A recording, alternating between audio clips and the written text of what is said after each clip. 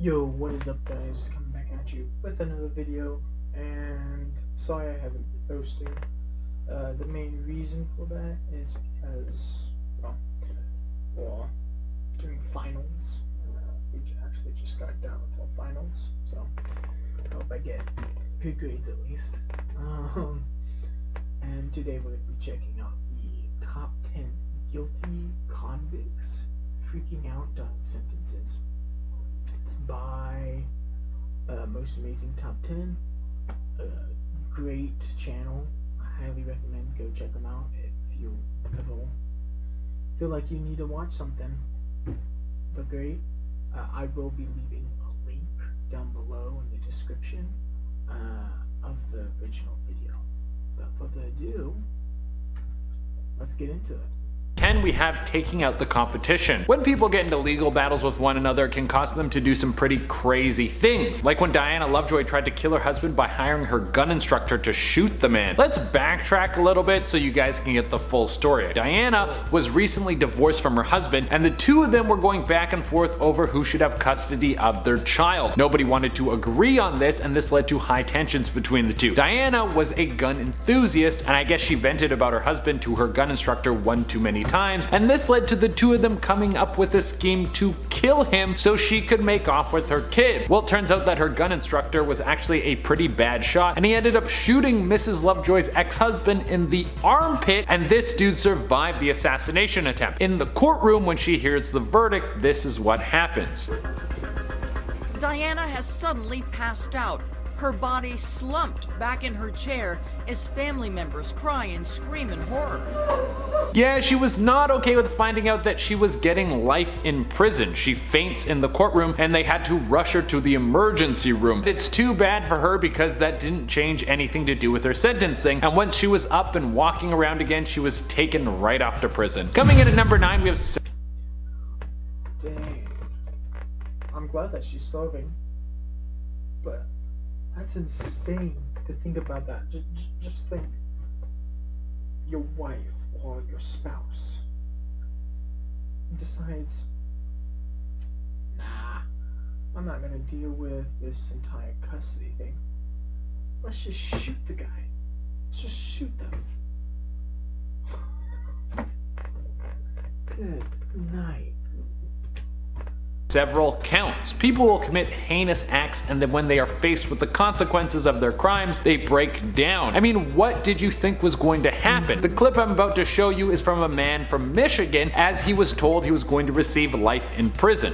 While in court. The details of the case. You really just want to talk with your attorney?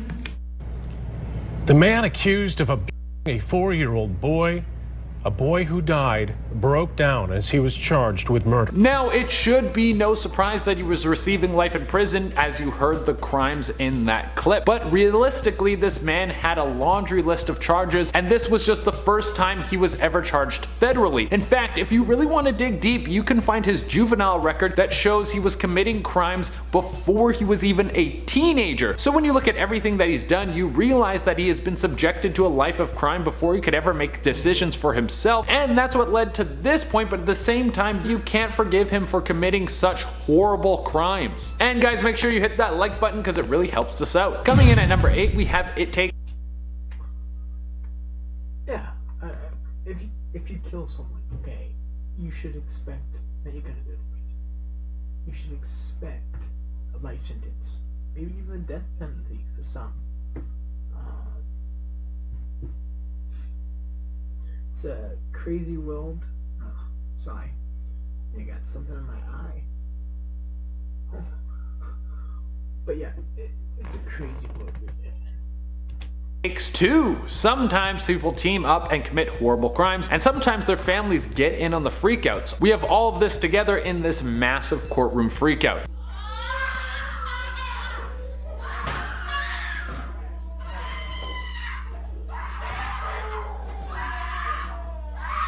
The two women are so shocked by their sentencing that they faint on the spot when they're convicted for murder, and both of them are given life in prison. I can't get into the details of their crime because they are way too gruesome for this channel, but just know that it seems that the judge made the right call on this one. And the screaming that you hear in this clip isn't even from the people who got sentenced, it's actually from their family members who are faced with the fact that the people that they love are going to be locked away for a very long time. Coming in number 7, we have...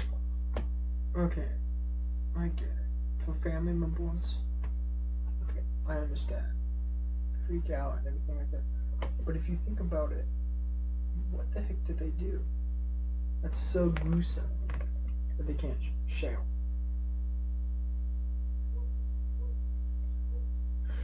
And what's the definition of faint? Is it like you pass out when you lay down? Not really pass out and lay down, but pass down and fall down? Or what? Got pepper sprayed. This was from a case back in 2013. Sandell Jackson was in court because he was accused of killing Nathan Potter. Once he was given his sentence, he reacted like this. This was a wild case because it wasn't so much that Sandell was accused of murder that really drove the tensions high. The case was proceeding as normal, but Sandell started mocking the victim's family. When they were addressed, he smirked at them like the whole thing was a joke. Now, if you didn't commit this crime, you think you would have some sympathy for the people who had their family member murdered, and if you did commit this crime, you think you would try and act innocent and mournful for the victims of the family and try not to antagonize them. You're in handcuffs and people think you killed their son. This isn't the time to start being rude. After Sandell was sentenced, he started to get aggressive with the bailiff and he actually got pepper sprayed so they could subdue him. Coming in at number 6, we have...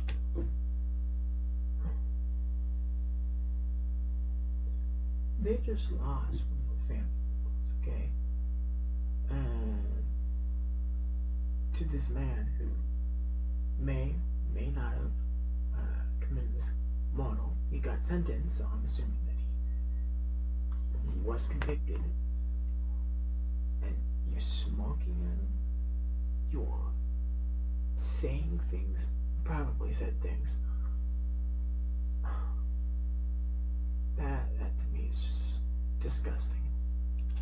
Stone-faced and then a laugh. This one wasn't so much the convict freaking out, but it was the reaction that caused everyone around them to feel uneasy. But Lindsay actually grinned when the judge read his ruling, the lack of remorse not lost on David Crawford's daughter. That was the reaction from Nicholas Lindsay when he got sentenced to life in prison for the second time. This was a wild case because Lindsay was sentenced to life in prison after he was convicted for shooting a police officer and killing him. But the thing is that Lindsay was younger than 18, so they shouldn't have tried him as an adult. So his case was reopened, but even the second time he was found guilty. And he didn't even flinch. He actually laughed at the guilty verdict. Maybe because he already knew that this was coming because it had happened to him once before, but you think that he would have been hoping that the second time around he would have been let off the hook or given a lesser sentence. But he straight up didn't care and was ready to take on whatever the prison system threw at him. Coming in at number 5.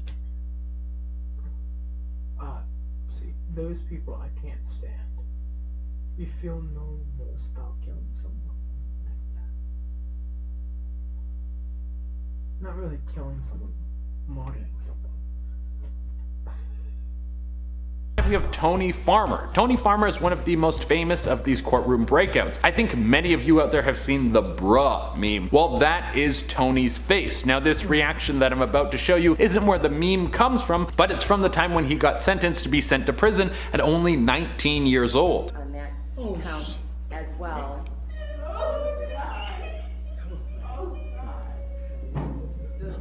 This is an extremely sad case because Tony was set to make it to the NBA. He was a star in his family and everyone thought that one day he would be playing alongside players like LeBron James. But eventually he got into drugs and started robbing people to supply his habit. Really, it's the instability around him that changed the course from NBA hopeful to prisoner. On the bright side, Tony Farmer was released from prison and went back to chase his dream of being a basketball star. He got accepted into a college and quickly rose to be one of the best players at the school, and he started playing with some semi-pro leagues. Coming in at...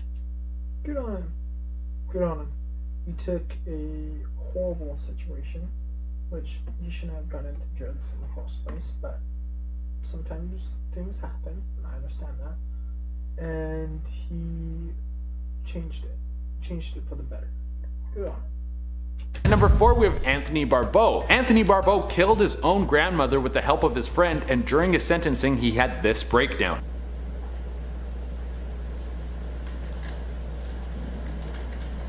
I took away someone's mother, their grandma, sister. This was a wild case, and even Anthony's mother asked for a more lenient sentencing. He was sentenced to life in prison and he was only 14 years old. There wouldn't be an opportunity for parole until he was 50. His mother didn't want to lose her son and her mother at the same time, but the judge saw him guilty of his crimes. Anthony had suffered a head injury while he was a child, and some think this could have caused him to commit such a horrible crime. But even with a possible medical defense, the judge saw it best to sentence this 14-year-old boy to life in prison. Coming in at number 3, we have Jeremy Christian. Jeremy Christian had a wild outburst during his sentencing that forced police to What is up with his hair? I'm not the only one who sees this, right? His hair. Okay. remove him from the courtroom. We don't want you here. All your race-baiting bullshit. Look at him. His hair has eyebrows. It has one little eyebrow right there. I'm sorry. I don't think I should be laughing about it, but what? You ain't gonna be mayor either. You ain't gonna be mayor either.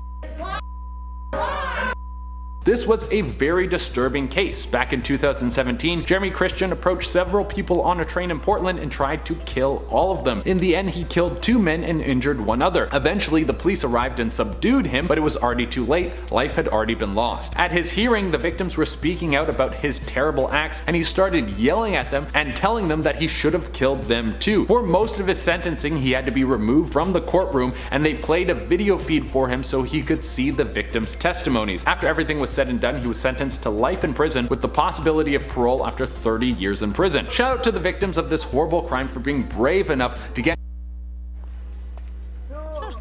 Bud Light Seltzer. in front of this man and give their testimonies, even though he had done something horrible to them. Coming in at number 2, we have Jody Herring. This case is insane to read about. Jody Herring was having her kids taken away from her after a divorce. She had been seen as unfit to raise them, and the state was going to take custody of her children. She desperately didn't want this to happen, but there was nothing she could do to stop this. This led to her going into a rage and tracking down the social worker who facilitated the removal of her children. When she finally found the woman's house, she walked in and shot her. 3 of the social worker's family members were also in the house, and she shot and killed them as well. This ended with her being arrested quickly, and the case was opened in court not long after that. During her sentencing, she pleaded guilty, but when the judge was reading out her sentence, she had this outburst. I asked for help several times, and I didn't get it. Prosecutors called the murders methodical.